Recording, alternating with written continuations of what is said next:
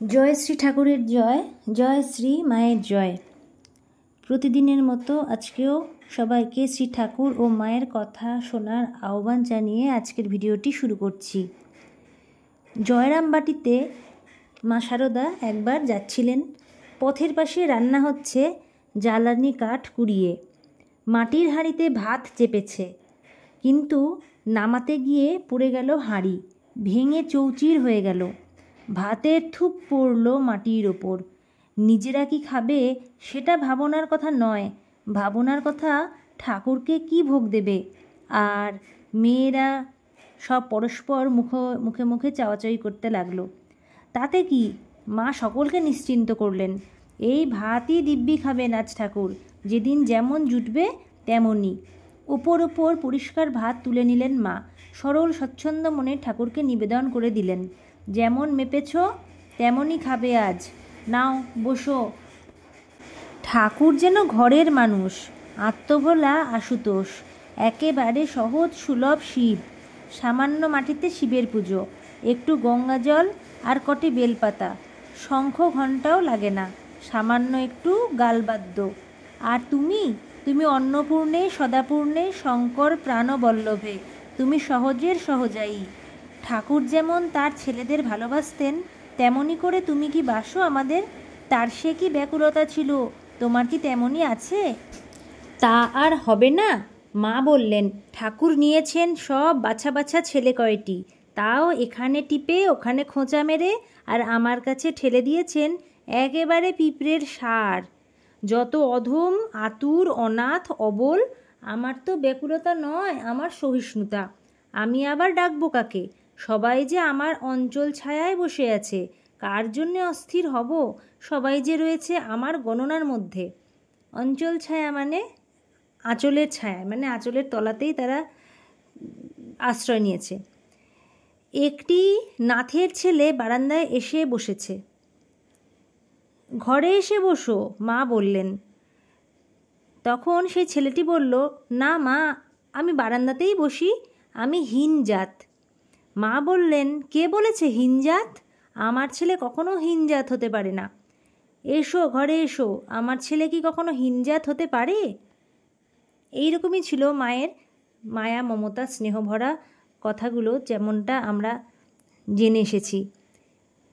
এরপরে আরেকটি ঘটনার কথা আপনাদেরকে শোনাই। হরিশের বউ হরিশকে ওষুধ করেছে। হরিশ ত্যাগের পথে যাবে, এ তার স্ত্রীর মনঃপূত নয়। ওষুধ করেছে মানে হচ্ছে ওই আগেকার দিনে যেমন হতো, যাতে স্বামী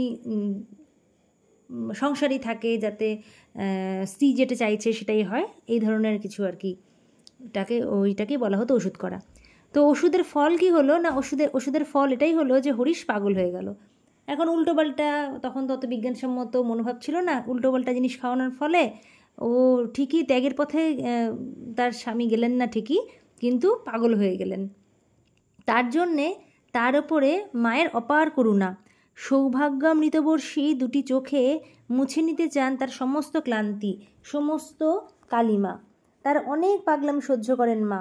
কখনো কখনো পাগল মাকে প্রকৃতিরূপে সম্বোধন করে, বলে, প্রসাদ রেখে গেলাম তোমার জন্যে। ভুক্তাবশিষ্ট ফেলে রাখে খাবার থালায়। তার এই প্রচণ্ড অশিষ্টতাও মা গায়ে মাখেন না, ক্ষমাময় ঔদাসীন্যে নিরস্ত করে রাখেন। সেইবার একদিন কামারপুকুরের বাড়িতে মা একা আছেন। বলা নেই কওয়া নেই, হঠাৎ তার দিকে ছুটে এলো হরিশ। এ যে পাগলামির চেয়েও ভয়ানক। মাও ছুটতে লাগলেন, হরিশও পিছু নিল। মাও ছুটছেন, হরিশও ছুটছে, মাও ছুটছেন, পিছু পিছু হরিশও ছুটছে। উপায়? বাড়িতে আর কেউ নেই, কে রক্ষা করে? ধানের মড়াই ছিল একটা উঠোনে, তার চারিদিকে ঘুরতে লাগলেন।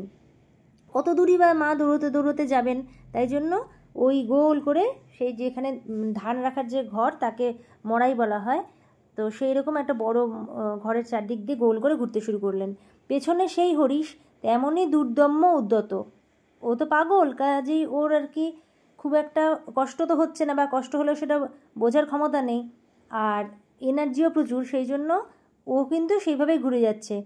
এবার মা তো আস্তে আস্তে কষ্ট হচ্ছে বা ক্লান্ত হচ্ছেন, কিন্তু তবুও 7টি বার ঘুরলেন মা। পাগলের তবুও নিবৃত্তি নেই, মানে পাগল তবুও থামছে না। তখন আকাশের দিকে তাকিয়ে মা কিছু বললেন। অন্তরিক্ষের দিকে তাকিয়ে অপ্রত্যক্ষকে না ডেকে নিজের সুপ্ত শক্তিকে আহ্বান করলেন। মানে ও তো থামবে না, পাগল মানুষ। তার চেয়ে মা তখন নিজের যে শক্তি সেটা মা তো সবসময় ধারণ করতেন না, তাই জন্য আকাশের দিকে তাকিয়ে বুঝলেন মাকে যে মা নিজের শক্তিটাই এবার আর কি আশ্রয় নিতে হবে, আর কি নিজের শক্তিটা একটু দেখাতেই হবে। তাই জন্য তার যে সুপ্ত সেই শক্তিটা থাকে, সবসময় সুপ্তভাবে থাকে, মানে গোপনে থাকে, যেন ঘুমিয়ে আছে শক্তি, এরকমভাবে থাকে।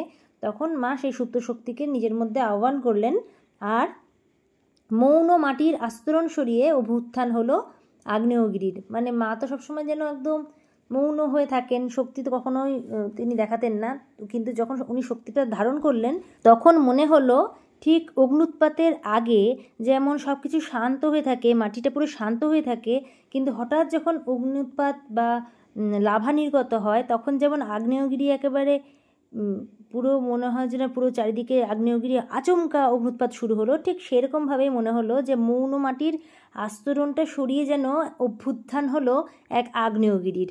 ঘুরে দাঁড়ালেন, রুখে দাঁড়ালেন, ধরলেন তাকে সবলে, মানে মাই তারপরে তাকে একদম শক্ত করে ধরে ফেললেন এমনভাবে এবং পেরে ফেললেন তাকে মাটিতে, মানে তাকে একেবারে মাটিতে ধরাশায়ী করলেন। হাঁটু গেড়ে বসলেন তার বুকের ওপর, এক হাতে টেনে ধরলেন তার জিভ, অন্য হাতে চড় মারতে লাগলেন অবিরল। হ্যাঁ হ্যাঁ করে হাঁপাতে লাগলো হরিশ। মানে কি হয়েছে ব্যাপারটা বুঝতেই পারছেন নিশ্চয়ই, কারণ তখন যেহেতু মায়ের একেবারে সেই অগ্নিমূর্তি, কালিকা মূর্তি যেহেতু, তখন মাকে বাধ্য হয়ে এটা করতেই হয়েছে। আর সেই রূপ বুঝতেই পারছেন, সেই রূপের সামনে কেউই টিকতে পারে না। মায়ের এই উগ্র মূর্তি বা বলতে পারেন রুদ্রমূর্তি, এই মূর্তি কিন্তু মাকে অনেক কষ্টেই ধারণ করতে হয়েছিল, কারণ মা হরিশকে ভীষণ ভালোবাসতেন, অথচ তার উপরে যে হাত তুলতে হলো তার জন্য কিন্তু মার অনেক কষ্ট সহ্য করতেই হয়েছে। তো তখন ভাবলো যে এই বোধহয় হয়েই গেল, বোধহয় হরিশের বোধহয় শেষ অবস্থা হয়ে গেল, কিন্তু লাস্টে কি হলো, মা তাকে ছেড়েই দিলেন। হয়ে ঠিক যায়নি, মানে ও যে হরিশ যে খুবই খারাপ অবস্থা হয়ে গেছে তেমনটাও নয়, কিন্তু তড়ে গেছে। কেউ তরে মন্ত্রে, কেউ তরে মারে, প্রহারও মারই উপহার। মা যখন মারেন তখনও মাকেই আঁকড়ে ধরি, তখনও কান্নার বুলি মা মা। যেন ছোট শিশু, তাকে যখন মা শাসন করে, মারে, বকে, তখন সে কিন্তু মা মা করেই ডাকে। তো তেমনই ঠিক ব্যাপারটা, শাসন করতেই হবে, সেই জন্যই মাকে তাই করতে হয়েছিল। মানুষ করে আম্বা ঘটান জগদম্বা। হরিশের পাগলামি সেরে গেল, পালিয়ে গেল বৃন্দাবন। ভক্তের দল তখন মাকে জিজ্ঞেস করছিলেন, আচ্ছা মা, তখন কি আপনি বগলা মূর্তি ধরেছিলেন? জিজ্ঞেস করছে সবাই। তখন মা বলছেন, কে জানে বাপু, তখন আমাতে আমি ছিলুমনি। তখন আমি সাকার শক্তি স্বরূপা, তখন আমি প্রবালিকা হুঙ্কার ঘোরাননা, প্রলয় ঘনঘটা ঘোররূপা প্রচণ্ডা, কি জানি আমি তখন কে। তখন আবার মা বলছেন, কেন ভাবছ সকল মেয়ের মধ্যেই রয়েছে এই গুজ্জ কালী, এই সাট্টহাসা বগলা মূর্তি। বাইরে দেখছ লাবণ্য বাড়ি ভরিতা মেঘশ্রেণী, কিন্তু অন্তরে আগ্নেয়ী বিদ্যুন্মালা। শুধু মধুমতী লক্ষ্মী নয়, জ্বালামালিনী কালী, শুধু লাস্যের লীলাকমল নয়, বৈরী মর্দনের আয়ুধ বজ্র। তবে বুঝতেই পারছেন, শক্তি থাকলেই যে দেখাতেই হবে তেমনটাও নয়। মায়ের এত শক্তি, ওই দুর্বল শরীরে মা কখনোই কিন্তু কাউকেই দেখাতেন না, কিন্তু যেহেতু প্রয়োজন এমনটাই হয়েছিল তাই বাধ্য হয়ে উনি দেখিয়েছিলেন, এবং সেই শক্তি দেখানোর ফল হচ্ছে পাগলও সেরে উঠল। কিন্তু এই যে একটা খারাপ একটা আচরণের জন্য সে পালিয়ে বৃন্দাবন চলে গেল, কিন্তু সবচেয়ে বড় ঘটনা যে সে সুস্থ হয়ে উঠল। এই ছিল আজকের কয়েকটি ঘটনা।